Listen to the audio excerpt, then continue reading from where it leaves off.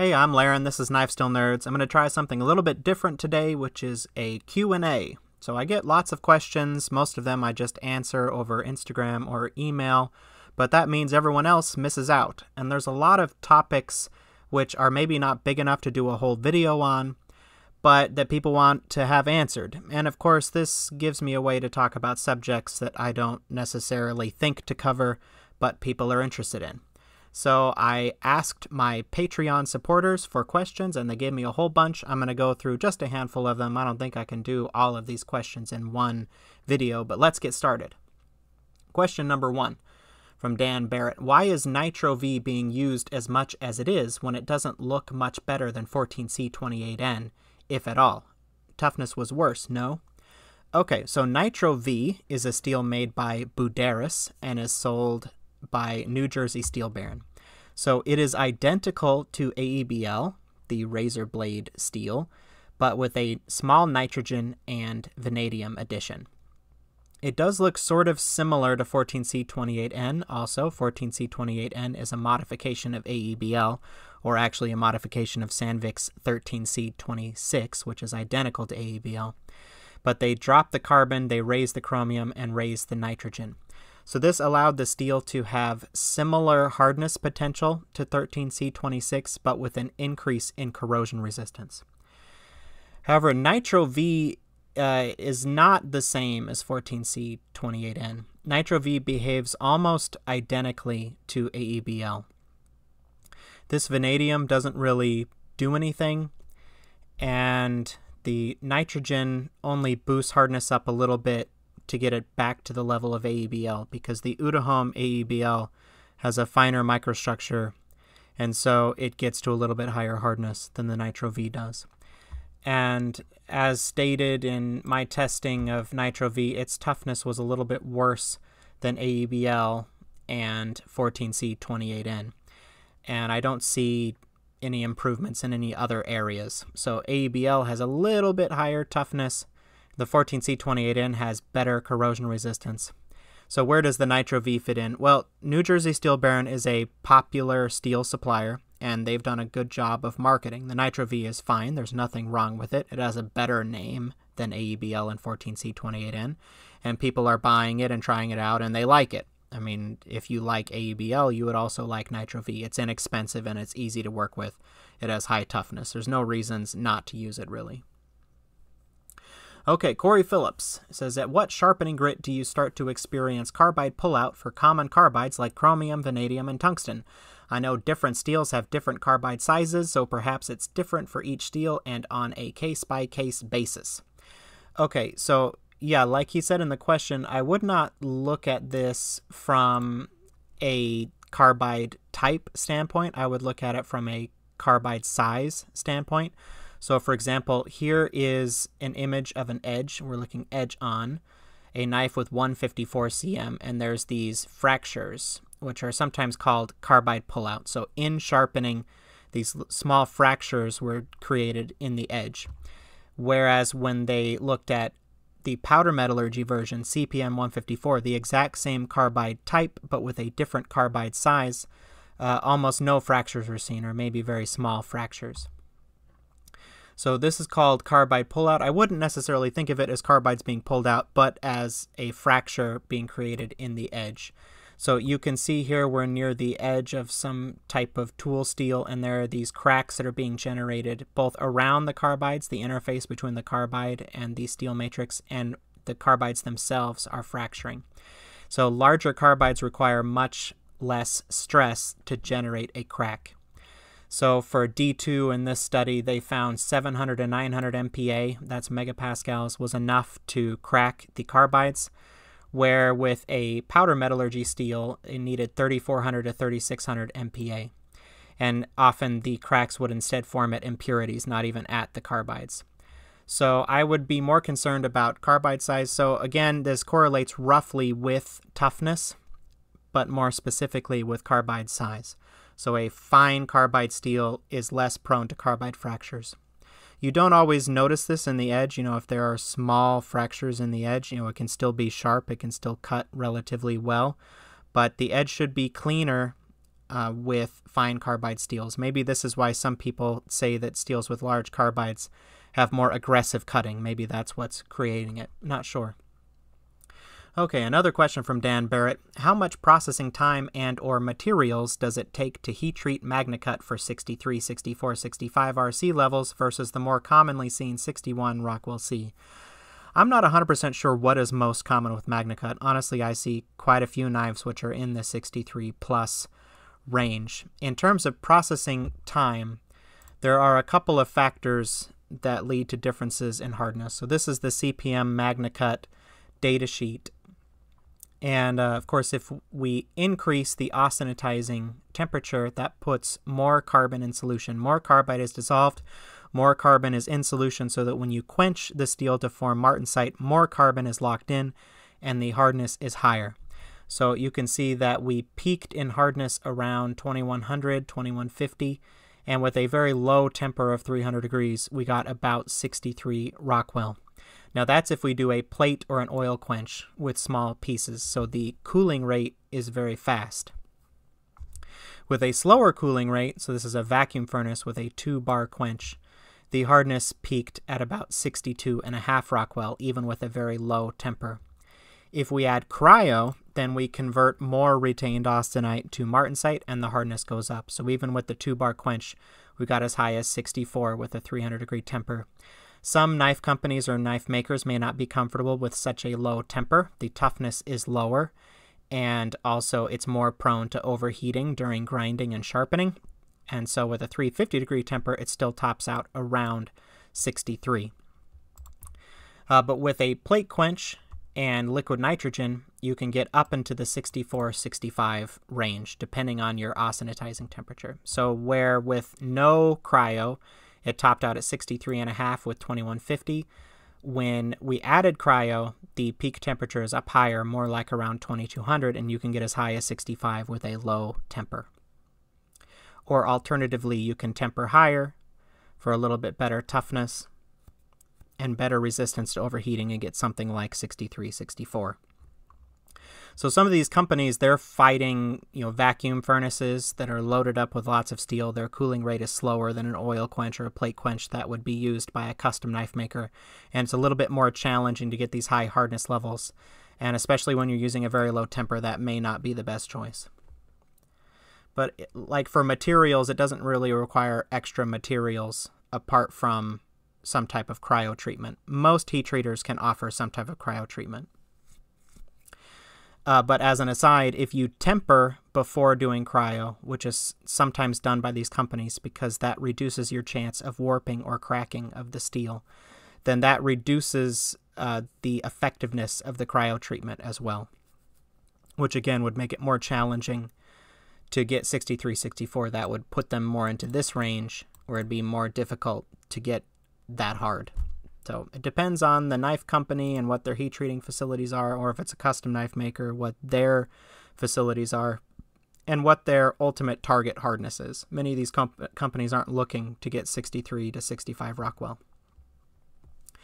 Okay, question from Thor. Do you aspire to create any more knife steels? If so, what characteristics would you target or like to explore?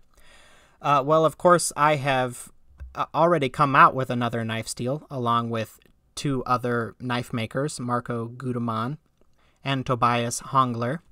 So Apex Ultra was designed to have very high hardness and be a forging steel. So it had very different design targets than MagnaCut, as MagnaCut was designed to be a stock removal steel primarily. So Apex Ultra, it is really good for kitchen knives, other thin knives. It can be forged more easily than stainless steels and high alloy tool steels, and it can achieve very high hardness. So, that's basically going in a completely different direction than MagnaCut.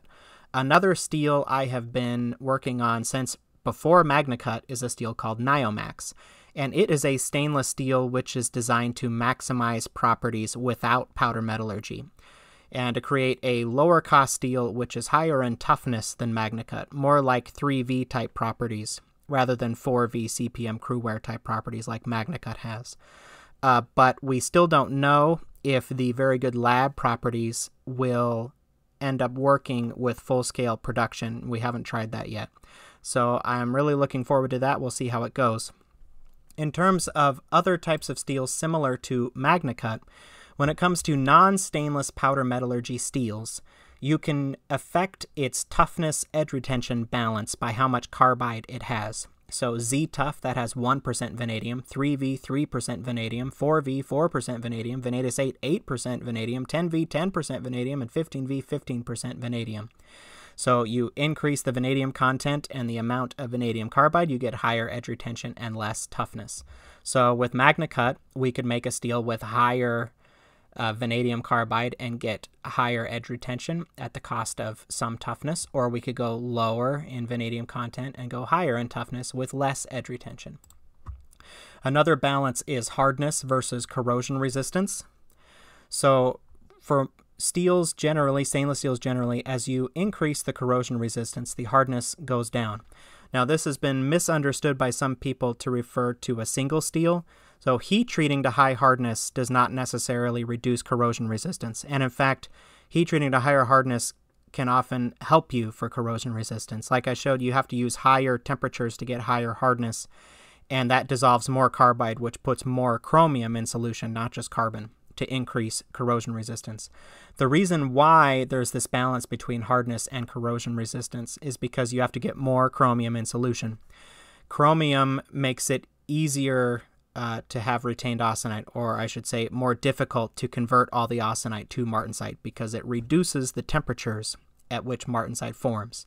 So the more chromium you have in solution for corrosion resistance, the lower your peak hardness is. So you can see VanX and LC200N, these 10 out of 10 corrosion resistance steels, max out around 61 Rockwell. MagnaCut, I rated a 9.5. It has corrosion resistance approaching these two steels, but it can reach up to 64, 65. However, we might be able to drop the corrosion resistance some, maybe have a 7.5 or 8 corrosion rating, and maybe we can get up to 66, 67 Rockwell.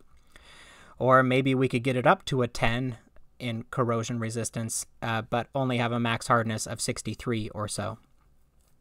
So those are different balances we can have. So, we could have many different steels, different combinations of hardness, corrosion resistance, and toughness, edge retention. Of course, in an ideal world, we would have all of those choices, but in reality, only so many products are going to end up being purchased regularly, and it's expensive for a steel company to have a whole bunch of different steel choices at low volumes.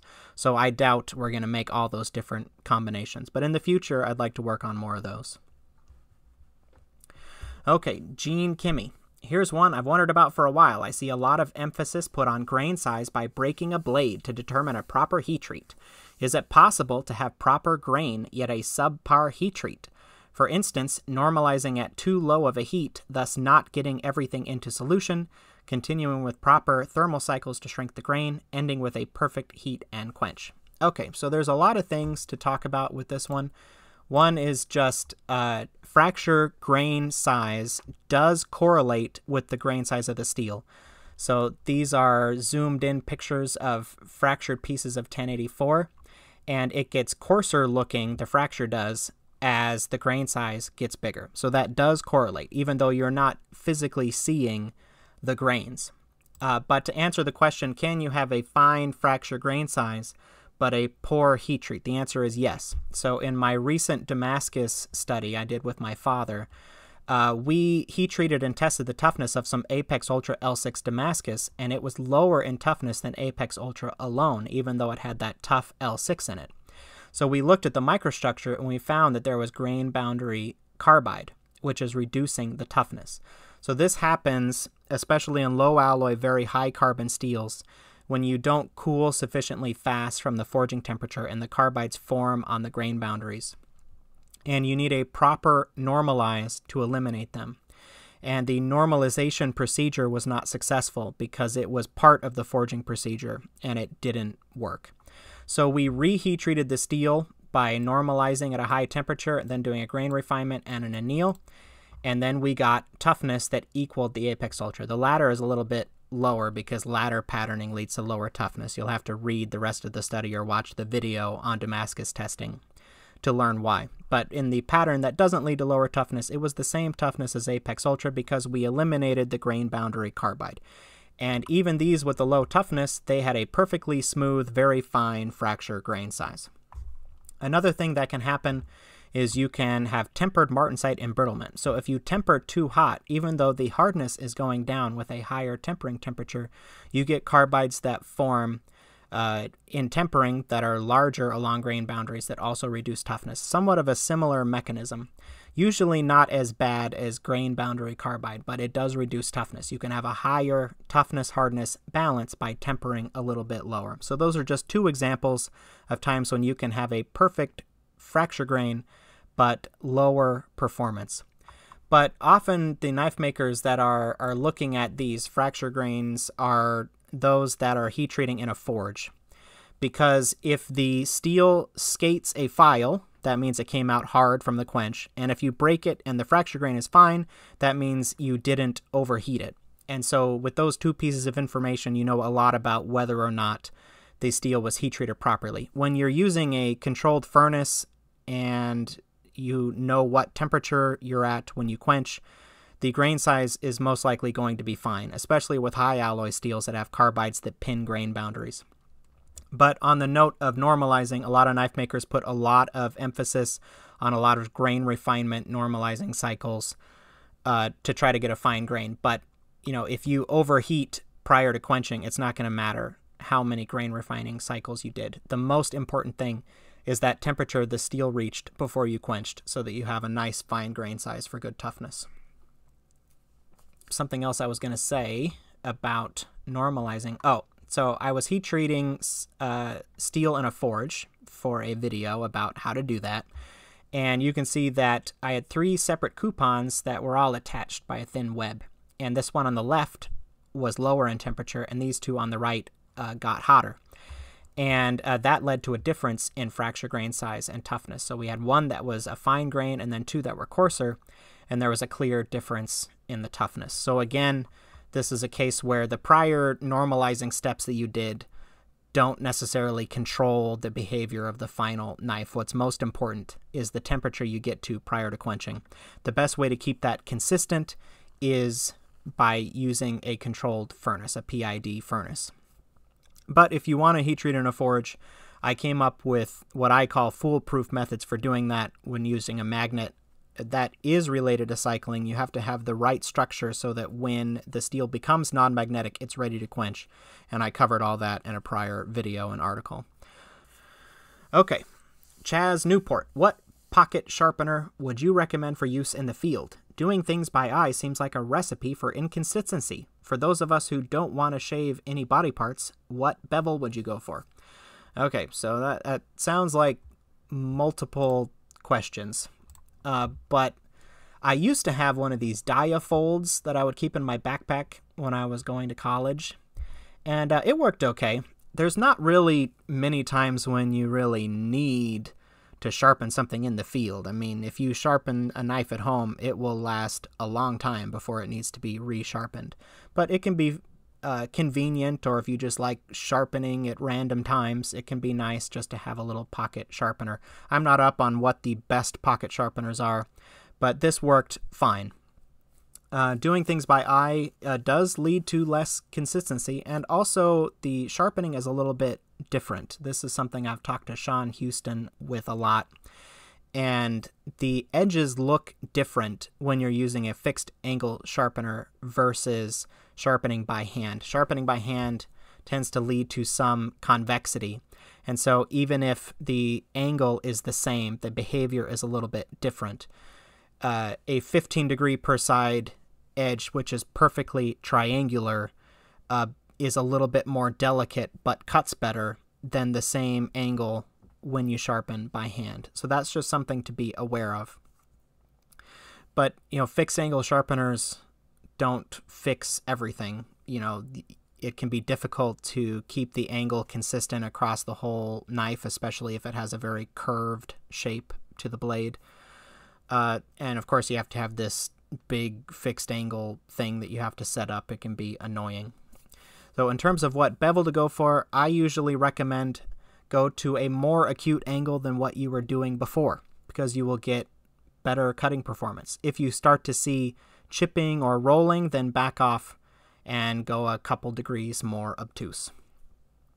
So anyway, those are the questions for now, so keep sending them in.